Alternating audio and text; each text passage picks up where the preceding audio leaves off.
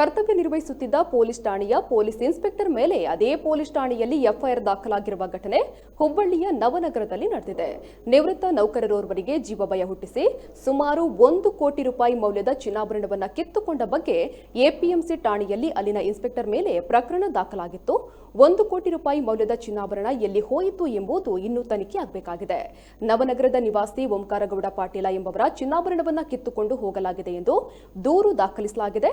ಈ ಪ್ರಕರಣದಲ್ಲಿ ಹಾಲಿ APMC inspector ಪ್ರಭು ಸೂರಿನ್ 3ನೇಯ ಆರೋಪಿಯಾಗಿದ್ದು, ಬೆಂಗಳೂರಿನ ಶಿವಲೀಲಾ ಪಾಟೀಲ ಹಾಗೂ ಸಂತೋಷ ಕುಮಾರ ಗುಡ್ಡಾಪುರ ಮಠ ಮೊದಲ ಹಾಗೂ 2ನೇಯ ಆರೋಪಿಗಳಾಗಿದ್ದಾರೆ. ಚಿನ್ನಾಭರಣ ಕಿತ್ತುಕೊಂಡ ಬಗ್ಗೆ ಪದೇ ಪದೇ ಪೊಲೀಸ್ ಠಾಣೆಗೆ ದೂರು ನೀಡಲು ಹೋದರೂ ಪ್ರಕರಣವನ್ನು ದಾಖಲಿಸಿಕೊಂಡಿಲ್ಲ.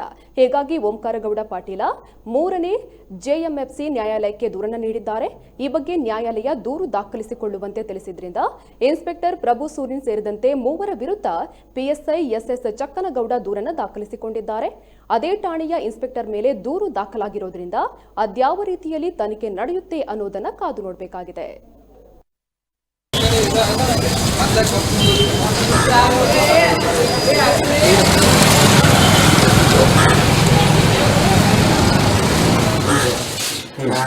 ಗೌರವ ಉಳಿದಲ್ಲ ಬೇಡ ಅಂತೇಳಿ ನಾವಿಲ್ಲೆಲ್ಲ ಆ ಕೋರ್ಟ್ ಇನ್ನೂ ಡೆತ್ ಸರ್ಟು ಬಂದಿಲ್ಲ. ಇದನ್ನ ನೀವು ಕೊಡ್ಸಿಸ್ಬೇಡ್ರಿ, ಕೊಡ್ಸೋದು ಸರಿಯಲ್ಲ. ನನಗೆ ಆಧ್ಯಾತ್ಮಿಕ ಕೋರ್ಟ್ ಬೇಕು, ಆಧ್ಯಾತ್ಮಿಕ ಪೊಲೀಸ್ ಸ್ಟೇಷನ್ ಬೇಕು ಅನ್ನೋದು ನಂದು ಅರಿಕೆ ಇದೆ, ಮನವಿ ಇದೆ. ಪ್ರಧಾನಮಂತ್ರಿಗಳು ನನ್ನ ಪ್ರಾರ್ಥನೆ ಇದೆ. ಅದರ ಬಗ್ಗೆ ನಾನು 17ನೇ ಇಸ್ವಿಯಾಗ ನಾನು ಒಂದು ಪತ್ರನ ಬರೆದಿದ್ದೇನೆ ಕನ್ನಡೊಳಗೆ. ಈಗ ಮತ್ತು 11ನೇ ತಾರೀಕು ಮತ್ತೊಂದು ಪತ್ರನ ಬರೆದಿದ್ದೇನೆ. ಕಾರ್ಯಗಳು ಕಾನೂನುಯುತವಾಗಿ ನ್ಯಾಯಯುತವಾಗಿ ನಡ್ಕೊಳ್ತಾ ಇಲ್ಲ. ಅದನ್ನು ಸರಿಯಾಗಿ ನಡ್ಕೊಳ್ಬೇಕು ಅಂತಕ್ಕಂಥ ಉದ್ದೇಶದಿಂದ ಅವರು ನನಗೆ ಧಮಕಿ ಹಾಕಿದ್ದರಿಂದ ನಾನು ಕೋರ್ಟ್ಗೆ ಹೋಗಿದ್ದೇನೆ. ಏನಂದ್ರೆ ಇನ್ನೂ ಡೆತ್ ಸರ್ಟಿಫಿಕೇಟ್ ಅದು ಬಂದಿಲ್ಲ, ಅದು ಇನ್ವೆಸ್ಟಿಗೇಷನಾಗ ಐತಿ. ಡೆತ್ ಸರ್ಟಿಫಿಕೇಟ್ ಆದ ನಂತರ ಇದು ಮಾಡ್ತಾನೆ ಸಾಕಷ್ಟು ನಾವು ಪ್ರಯತ್ನ ಮಾಡಿದ ಸತಿಗೆ ನನ್ನ ಮನಸ್ಸಿನ ವಿರುದ್ಧವಾಗಿ ಅವ್ರು ಕೊಟ್ಟಿದ್ದಾರೆ.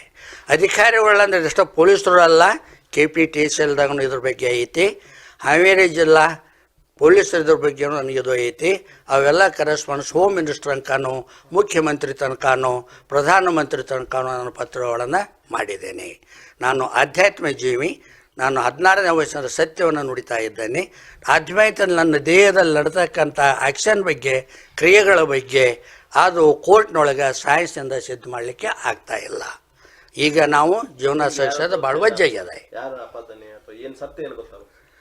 ಸತ್ಯ ಏನು ಗುರ್ತಾಗಬೇಕಂದ್ರೆ ಏನು ನಡೆದ ಘಟನೆಗಳ ಬಗ್ಗೆ ಸತ್ಯ ಸಂಗೀತ ಹೊರಗೆ ಬರಬೇಕು ಅಂತ ಪ್ರಧಾನಮಂತ್ರಿಗೆ ನಾನೊಂದು ಲೆಟರ್ ಬರೆದಿದ್ದೇನೆ. 17ನೇ ಇಲ್ಲಿ ತೊಗೊಳ್ರಿ, ಇಲ್ಲ ಐತಿ. ಅದು ನಾನು ಕೇಳೋಕ್ಕಿಂತ ಇಷ್ಟು ಹೇಳೋಕ್ಕಿಂತ ಆಗೋದಲ್ಲ. ಬೇಕಾದನ್ನು ತೊಗೊಂಡವ್ರಿ, ನೀವೇನು ಮಾಡೋದೈತಿ ಶಾರ್ಟ್ಕಟ್ ಮಾಡೋದು ಮಾಡಿ ಕೇಳಿ.